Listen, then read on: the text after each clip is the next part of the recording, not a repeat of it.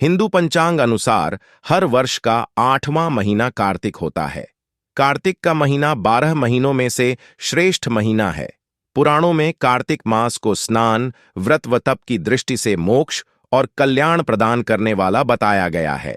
कार्तिक मास में पूरे माह स्नान, दान, दीपदान, तुलसी विवाह, कार्तिक कथा का माहात्म्य आदि सुनते हैं। ऐसा करने से अत्यंत शुभ फलों की प्राप्ति और पापों का नाश होता है।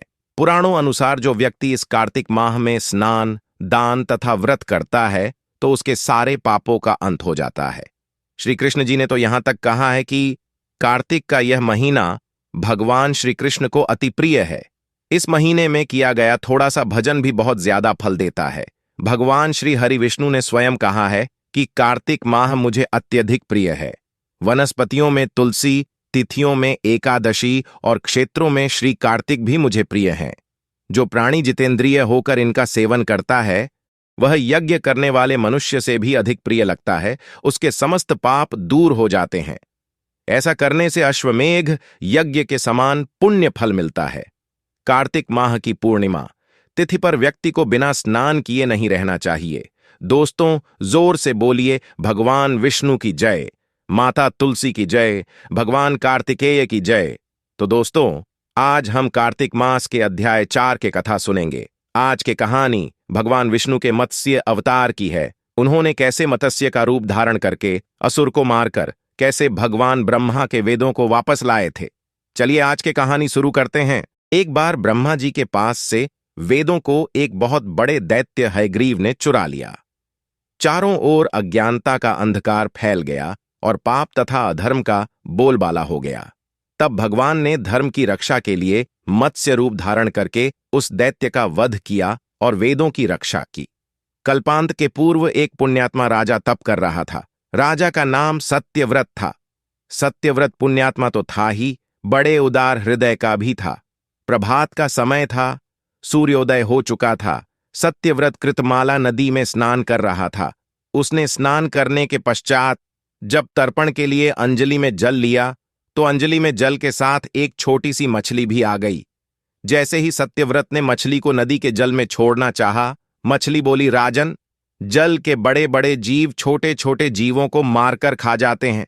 अवश्य कोई बड़ा जीव मुझे भी मारकर खा जाएगा। कृपा करके मेरे प्राणों की रक्षा कीजिए। सत्यव्रत के हृदय में दया उत्पन्न हो उठी। उसने मछली को जल से भरे हुए अपने कमंडलू में डाल लिया। एक रात में मछली का शरीर इतना बढ़ गया कि कमंडल उसके रहने के लिए छोटा पड़ने लगा। इसी तरह राजा जिस भी पात्र में उस मछली को रखते वहीं छोटा हो जाता और मछली का आकार बढ़ता जाता। तब सत्यव्रत ने मछली को निकालकर एक सरोवर में डाल किया, किंतु सरोवर भी मछली के लिए छोटा पड़ गया। इसके बाद सत्यव्रत ने मछली को नदी में और फिर उसके बाद समुद्र में डाल किया। आश्चर्य! समुद्र में भी मछली का शरीर इतना अधिक बढ़ गया कि मछली के रहने के लिए वह छोटा पड़ गया। मछली फिर सत्यव्रत से बोला, राजन, यह समुद्र भी मेरे रहने के लिए उपयुक्त नहीं है। मेरे रहने की व्यवस्था कहीं और कीजिए। सत्यव्रत विस्मित हो उठा। उसने आज तक ऐसी मछली कभी नहीं देखी थी। वह विस्मय भरे स्वर में बोला, मेरी बुद्धि को विस्मय के सागर में डुबो देने वाले आप कौन हैं? आपका शरीर जिस गति से प्रतिदिन बढ़ता है उसे दृष्टि में रखते हुए बिना किसी संदेह के कहा जा सकता है कि आप अवश्य परमात्मा हैं। यदि यह बात सत्य है तो कृपा करके बताइए कि आपने मत्स्य का रूप क्यों धारण किया है। सचमुच वह भगवान श्रीहरि ही थे। मत्स्य रूपधारी श्रीहरि ने उत्तर दिया, राजन, एक दैत्य ने वेदों को चुरा लिया है। जगत में चारों ओर अज्ञान और अधर्म का अंधकार फैला हुआ है। मैंने हयग्रीव को मारने के लिए ही मत्स्य का रूप धारण किया है। आज से 7वें दिन सारी पृथ्वी पानी में डूब जाएगी। जल के अतिरिक्त कहीं कुछ भी दृष्टिगोचर नहीं होगा। आपके पास एक नाव पहुंचेगी। आप सभी अनाजों और औषधियों के बीजों को लेकर सप्त ऋषियों के साथ नाव पर बैठ जाइएगा। मैं उसी समय आपको फिर दिखाई पड़ूंगा और आपको आत्म तत्व का ज्ञान प्रदान करूंगा। सत्यव्रत उसी दिन से हरि का स्मरण करते हुए प्रलय की प्रतीक्षा करने लगे। 7वें दिन प्रलय का दृश्य उपस्थित हो उठा। जल उमड़कर अपनी सीमा से बाहर बहने लगा। भयानक वृष्टि होने लगी। थोड़ी ही देर में जल ही जल हो गया। संपूर्ण पृथ्वी जल में समा गई। उसी समय एक नाव दिखाई पड़ी। सत्यव्रत सप्त ऋषियों के साथ उस नाव पर बैठ गए। उन्होंने नाव के ऊपर संपूर्ण अनाजों और औषधियों के बीज भी भर लिए। नाव प्रलय के सागर में तैरने लगी। प्रलय के उस सागर में उस नाव के अतिरिक्त कहीं भी कुछ भी नहीं दिखाई दे रहा था। सहसा मत्स्य रूपी भगवान प्रलय के सागर में दिखाई पड़े। सत्यव्रत और सप्तऋषि मत्स्य रूपी भगवान की प्रार्थना करने लगे, हे प्रभु, आप ही सृष्टि के आदि हैं, आप ही पालक है और आप ही रक्षक भी हैं। दया करके हमें अपनी शरण में लीजिए, हमारी रक्षा कीजिए। सत्यव्रत और सप्त ऋषियों की प्रार्थना पर मत्स्य रूपी भगवान प्रसन्न हो उठे। उन्होंने अपने वचन के अनुसार सत्यव्रत को आत्मज्ञान प्रदान किया और बताया, सभी प्राणियों में मैं ही निवास करता हूं। न कोई ऊंच है न नीच, सभी प्राणी एक समान हैं। जगत नश्वर है। नश्वर जगत में मेरे अतिरिक्त कहीं कुछ भी नहीं है। जो प्राणी मुझे सब में देखता हुआ जीवन व्यतीत करता है, वह अंत में मुझ में ही मिल जाता है।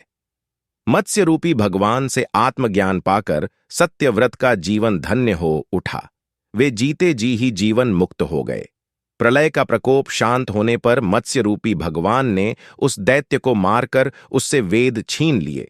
भगवान ने ब्रह्मा जी को फिर वेद दे दिए। सब वेदों को पाकर ब्रह्मा जी बहुत प्रसन्न हुए।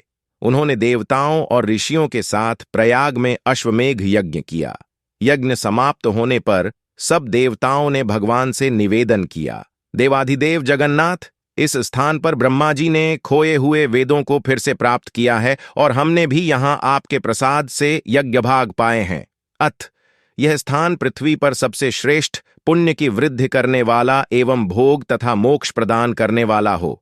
साथ ही यह समय भी महापुण्यमय और ब्रह्मघाती आदि महापापियों की भी शुद्धि करने वाला हो तथा तय स्थान यहां दिए हुए दान को अक्षय बना देने वाला भी हो, यह वर दीजिए। भगवान विष्णु बोले, देवताओं, आप लोगों ने जो कुछ कहा है वह मुझे स्वीकार है। आपकी इच्छा पूर्ण हो।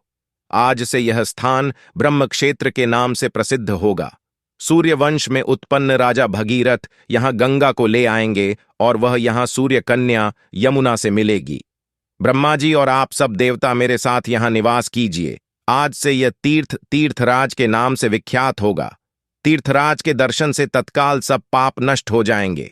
जब सूर्य मकर राशि में स्थित होंगे, उस समय यहां स्नान करने वाले मनुष्यों के सब पापों का यह तीर्थ नाश करेगा।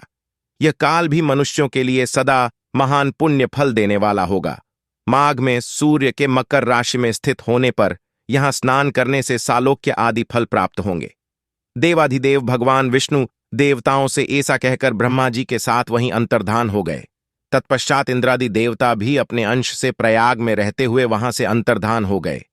जो मनुष्य कार्तिक में तुलसी जी की जड़ के समीप श्रीहरि का पूजन करता है, वह इस लोक में संपूर्ण भोगों का उपभोग करके अंत में वैकुंठ धाम को जाता है।